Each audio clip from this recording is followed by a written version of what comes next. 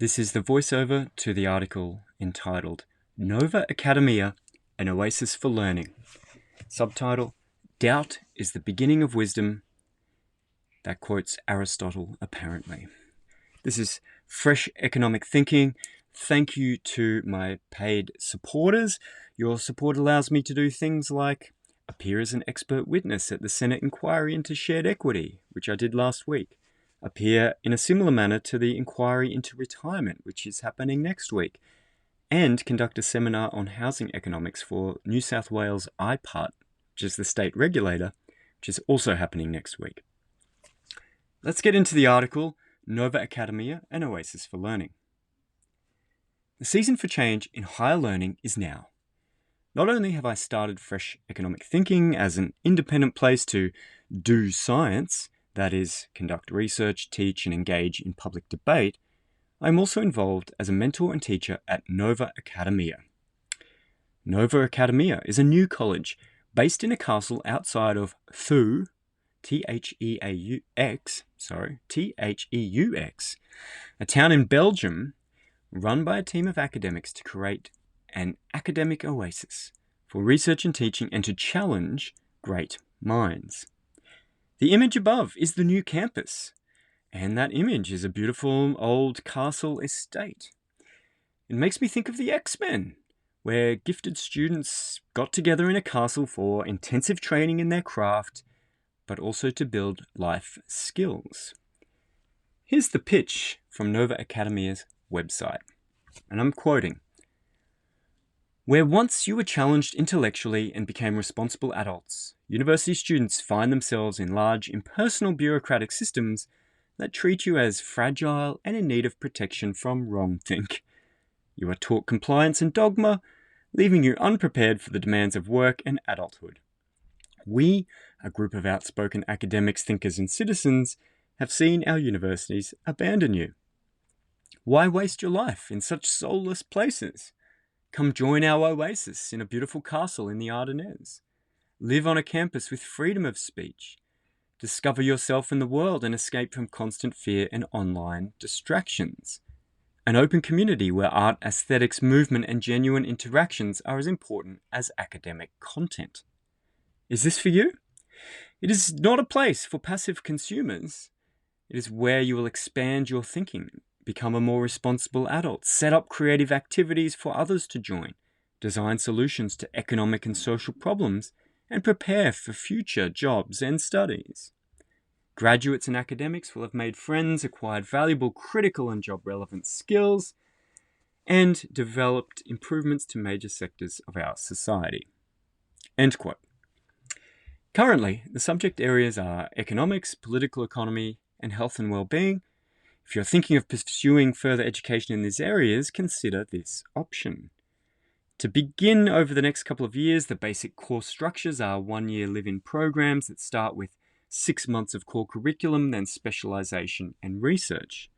There's the gap year program for high school leavers and undergraduates looking to challenge or expand their horizons and get exposure to new disciplines. The finishing year program for recent graduates and professionals looking to spend time in deep learning about a topic, perhaps one outside their technical expertise, and the avant-garde program for young leaders looking to make a difference. There are 2 actions to take if this sparks your interest. First, go here to the website to get the vibe of the place. It is very early days. Pricing is yet to be confirmed. At the moment, Nova Academia is for risk takers and leaders. It is an experiment in learning. Second, attend this online information session on the 16th of March, 2024, and there's a hyperlink there. Unfortunately, the time is around midnight in Australia, but I think we can manage. As I noted, I'm part of the mentorship group that students will have access to and will be teaching in early 2025 in some form about the economics of corruption and property markets. More details about the vision for this new education project are in the below document, and I've attached a PDF there in the article. Read more below from Paul Frieders about the problems he sees in modern universities that have left open a market niche for places like Nova Academia. So I'll read to you now A short essay by Paul Frieders, my former PhD supervisor, professor at QUT, UQ, the London School of Economics, now in Mohammed bin Salman College in Saudi Arabia, and of course Nova Academia.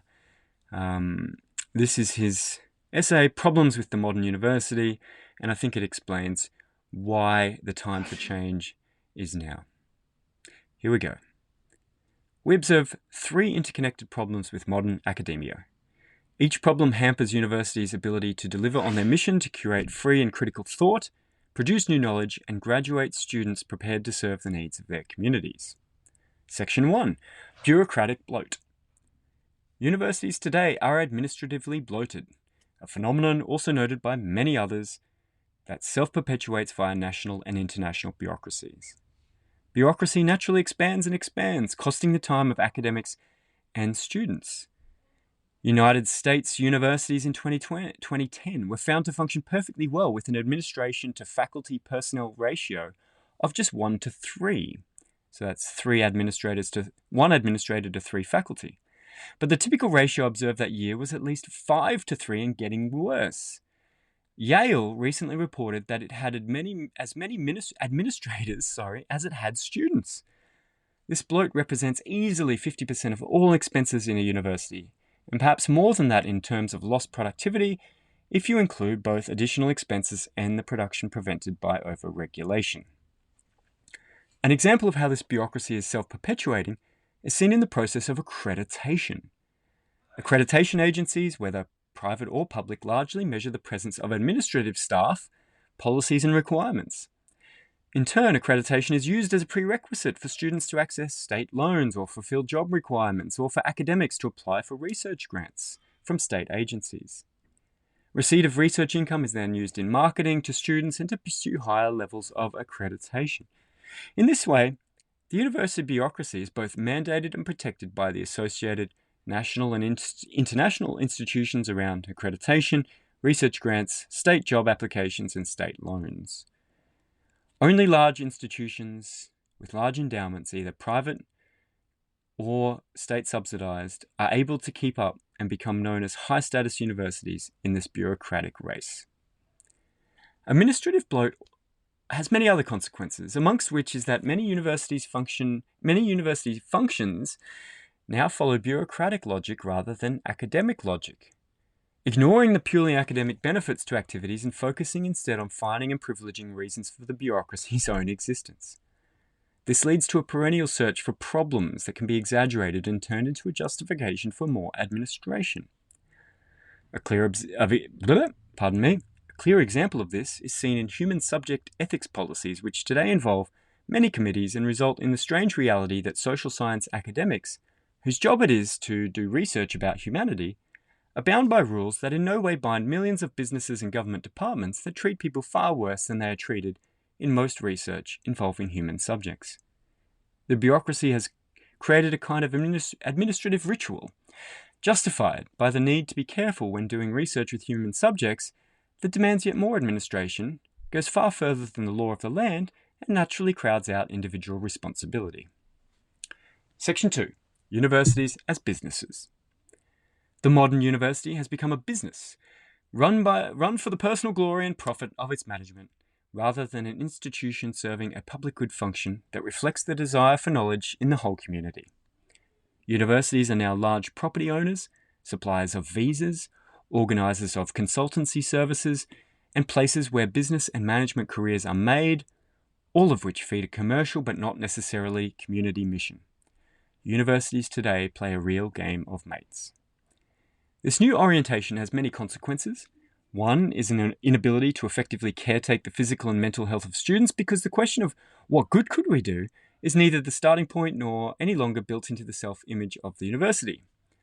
A second is the loss of a positive community story, leaving a vacuum that is now filled with self-hatred and divisive doomsday scenarios. A third is that relevant research has been replaced by performative research. If you read my book, The Great Housing Hijack, you'll see some comments about performative research.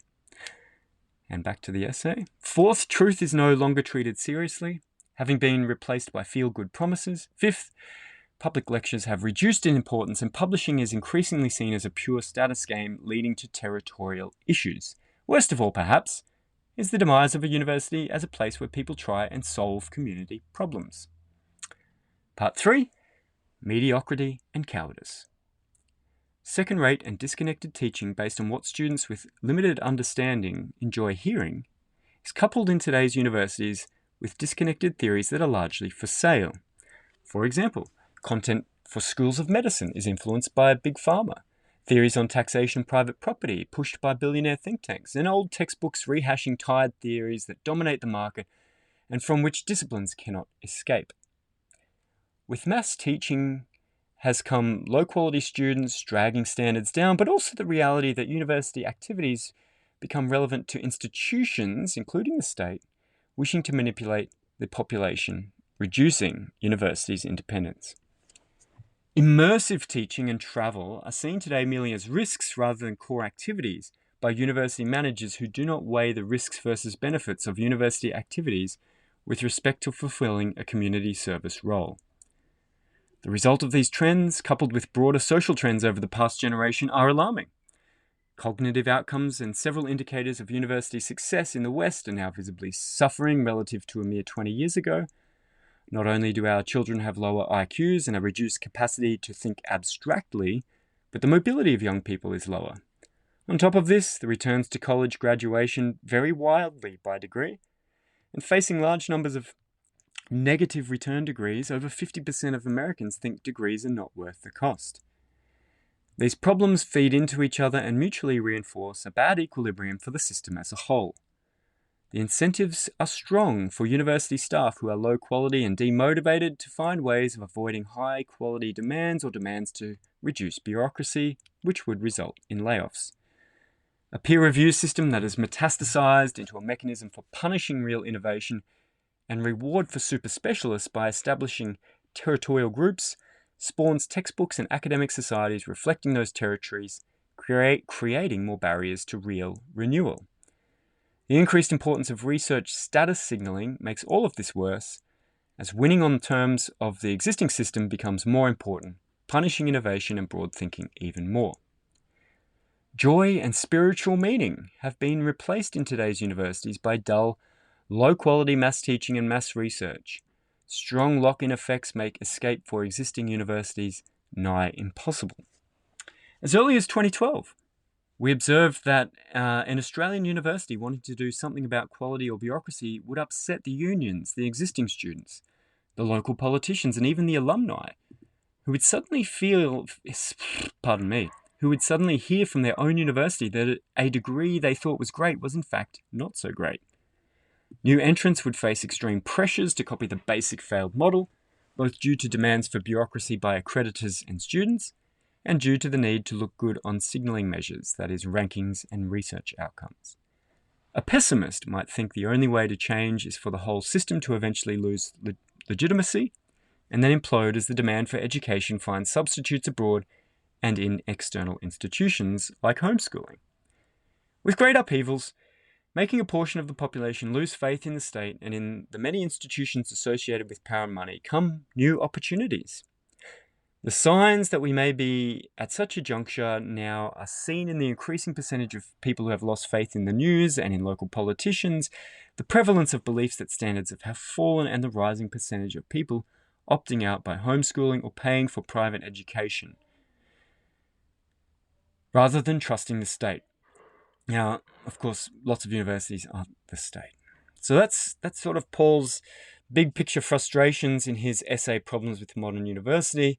Of course, universities do have many great places still, but if you think about the system as a whole, it seems like there are opportunities for new institutions of science, and I think Nova Academy is one great experiment in that process that I'm happy to be a part of.